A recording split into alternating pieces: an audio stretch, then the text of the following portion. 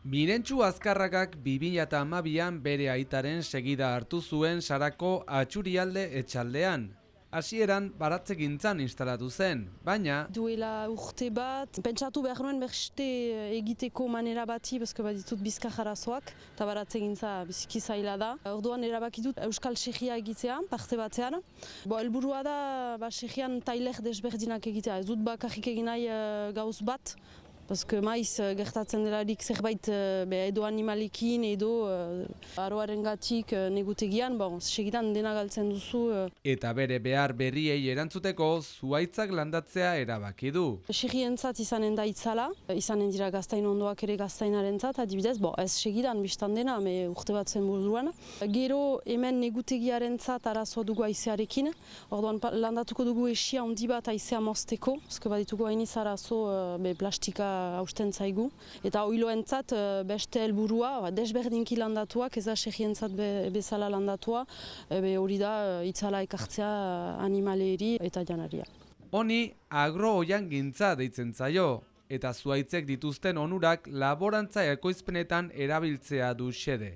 Funtsean, arbola edota esiak hazkuntzan txertatu edo lotzen dituen praktika agroekologikoa da, eta Euskal Herriko Laborantza Ganberak 2015tik laguntzen die Mirentxu bezala bere etxaldean zuhaitzak landatzea erabaki duten laborariei. On a constaté que à la fois les arbres sur les fermes, ils ont tout à fait leur place, mais que cette place elle est pas toujours connue. Ikusten genuen zuhaitzek bere lekua dutela etxaldeetan, baina usu funtzio horiek ez direla ezagutzen. Eta batzuetan zaila zaiela birlandaketa hori egitea. Ezagutza teknikoak behar dira, nola landatu, noiz, zuhaitz horiek nola entretenitu, denbora hartzen duen gaia da eta justuki etxaldeetan ez da denbora asko izaten. Nous on propose un accompagnement qui va être technique. Guk laborariei laguntza tekniko eta administratiboa eskaintzen diegu. Zuhaitzak landatzeko estatuaren diru laguntzak daude. Eta hori lortzeko behar diren papelekin laguntzen diegu, baina bereziki aspektu teknikoetan zentratzen gara. Landatu nahi duen horrek ze helburu dituen ikusten dugu, ze behar dituen aztertu, eta elkarrekin bideo horri bat edo proiektu bat eraikitzen dugu dosierra osatzeko. Honekin hainbat urtez egindakoa desegiten da. Alegia, lehen laguntzak eman ziren zuhaitzen kentzeko.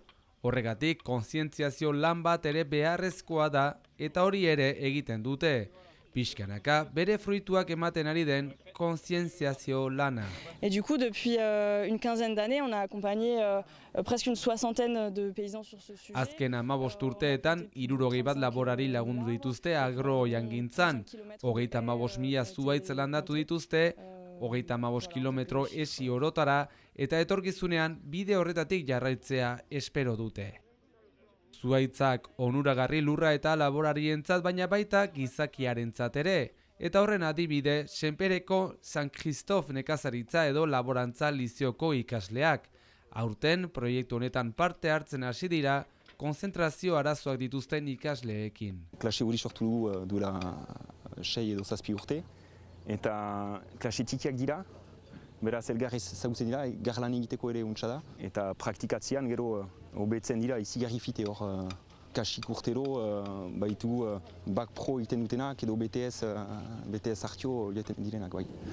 Esperientzia positiba. Izigarri positua jentzat. Zutan rekuperatzen ditugu eta ez dute eskola maite edo ez dute sentzurik atsematen eta hor gero eta gehiago esperientzia hona dugu. Zuzeneko eta zeharkako onura asko zuhaitzek eta baita agro-oiangintzak eta bide luzea egiteke oraindik.